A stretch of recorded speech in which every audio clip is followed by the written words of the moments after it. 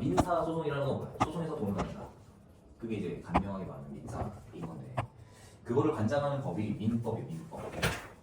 천조도 넘게 있고 가장 두껍고 그리고 이 민사에서 이제 관장하고 있는 생활의 범위라는 게 굉장히 넓어요. 그리고 가사도 광의로 보면은 거의 민사에 가깝다고 볼 수 있지. 그러니까 뭐 신분이나 이런 거를 빼고는 뭐 상속이나 재산 분할 같은 경우에는 매우 민사적인 문제라고 봐도 무방하니까. 근데 어쨌든 이런 어떤 예외적인 부분들을 다 제외하고 우리가 일반적으로 말하는 민사 맞대.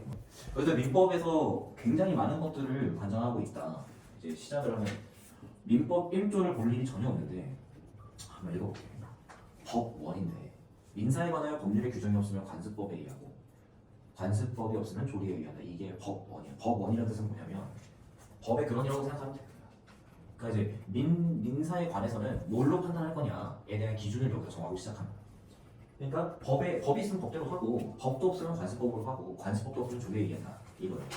그럼 법에도 없는 관습법이 뭐냐라는 건데 첫 번째로는 관습법을 인정하는 그 조건이 있어요. 조건은 하나는 이제 통설과 판례가 좀 다른데 먼저 학설적으로 말씀을 좀 드리면 관행이 있어요. 첫 번째. 근데 그 관행은 뭐냐? 구성원들끼리 우리끼리 일정한 행동을 장기간 동안 계속 반복해서 해. 그럼 그걸 관행 또는 관습이라고 말해요. 그리고 사회 구성원 우리 모두가 이 정도면 법이야 라고 판단을 하는 것. 그러면 관습법이다. 이렇게 판단을 하고 있고 우리 판례는 이거에 더 플러스 정당성, 합리성을 요구해요. 그러니까 이제 우리가 전부 다 약속을 했다고 하더라도 정당한 것이어야 되고 합리적이어야 된다는 거지.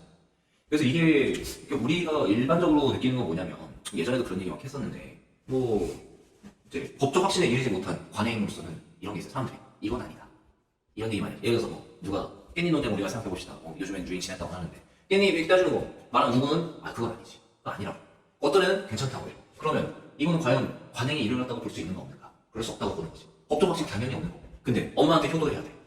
부모에게 효도를 해야 된다는 문구는 없고 물론 부양의 의무 이런 거를 변론으로 하고 마음으로 모시고 이래야 된다는 말은 없다.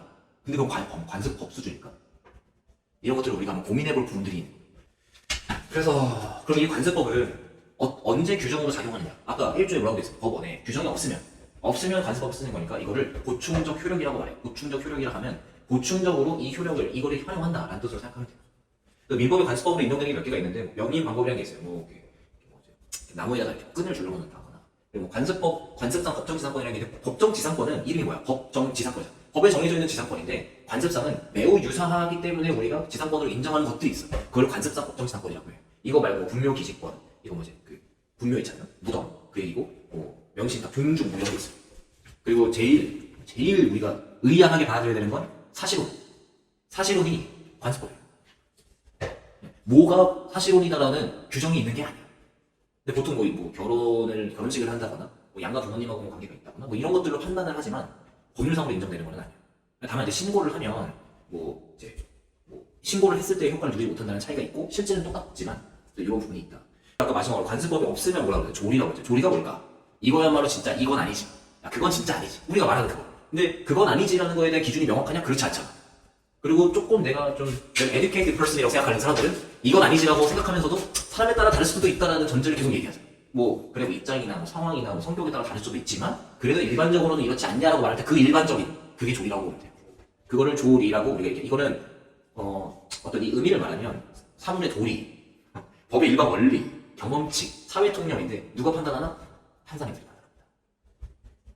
그래서 이게 매우 좀 어떻게 보면은 그러니까 다이어그램으로 보면 조리가 이만큼이 조리고 그 안에 관습법이 이만큼 있고 그 안에 법이 있다고 보면 돼. 그래서 법 없이도 사는 사람들이라는 표현은 사실은 저 조리를 지키는 사람들을 말해요. 그렇게 이해하면 돼요. 이런 사람들을 우리가 정상인이라고 말하죠. 그리고 비정상인 이상한 애들이라고 말하는 건 저 조리에서 벗어나는 사람들을 보통 말하고 왜냐하면 법을 어긴 사람들은 범죄자라고 말하지 이상한 애라고 하지 않잖아.